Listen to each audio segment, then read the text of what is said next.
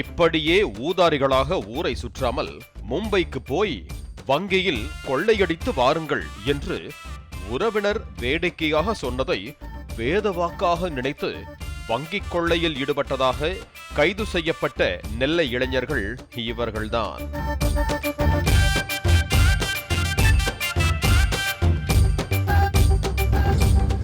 கர்நாடக மாநிலம் மங்களூருவின் கேசி சாலையில் அலங்கருகுடே பகுதியில் உள்ள கோட்டேகர் வேளாண்மை கூட்டுறவு வங்கிக்கு கடந்த 17ஆம் தேதி மாலை 4 மணி அளவில் காரில் சென்ற மர்ம கும்பல் துப்பாக்கியை காண்பித்து மிரட்டி 10 கோடி ரூபாய் மதிப்புள்ள நகை பணத்தை அள்ளிச் சென்றது.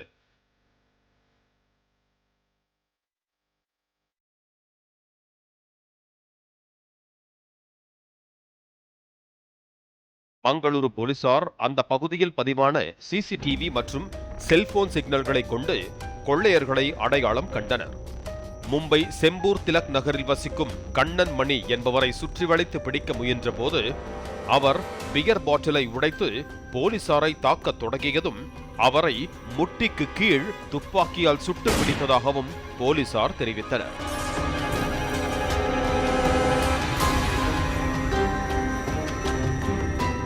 காயமடைந்த 4 போலீசாரும் துப்பாக்கியால் சுடப்பட்ட கண்ணன் மணியும் சிகிச்சைக்காக மருத்துவமனையில் அனுமதிக்கப்பட்டனர்.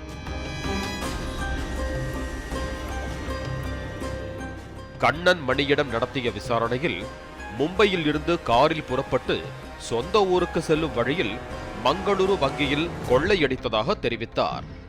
தனது கூட்டாளிகள் இருவர் நகை மற்றும் பணத்துடன் நெல்லைக்கு காரில் தப்பிச் சென்று விட்டதாக தெரிவித்தார். நெல்லை விரைந்த மங்களூரு தனிப்படை போலீசார் உள்ளூர் காவல்துறையினரின் உதவியுடன் பத்மநேரியைச் சேர்ந்த முருகாண்டி, கல்லிடை குறிச்சியைச் சேர்ந்த ஜோஷ்வா ஆகிய 2 பேரையும் சுற்றி வளைத்து பிடித்தனர்.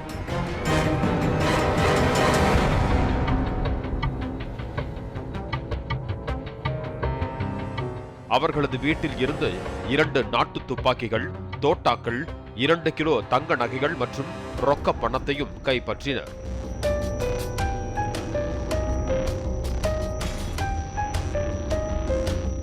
இருவரையும் மருத்துவ பரிசோதனைக்கு பின்னர் அம்பாசமுத்திரம் நீதிமன்றத்தில் ஆஜர்படுத்திய போலீசார் இருவரையும் மங்களூருவுக்கு அழைத்து சென்றனர்.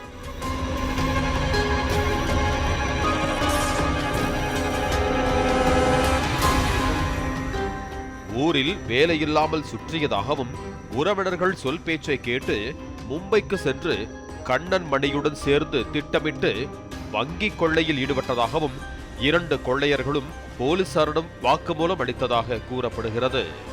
பாலிமர் செய்திகளுக்காக நெல்லை செய்தியாளர் நாகராஜ், வாசு மற்றும் வேல்ராஜ்.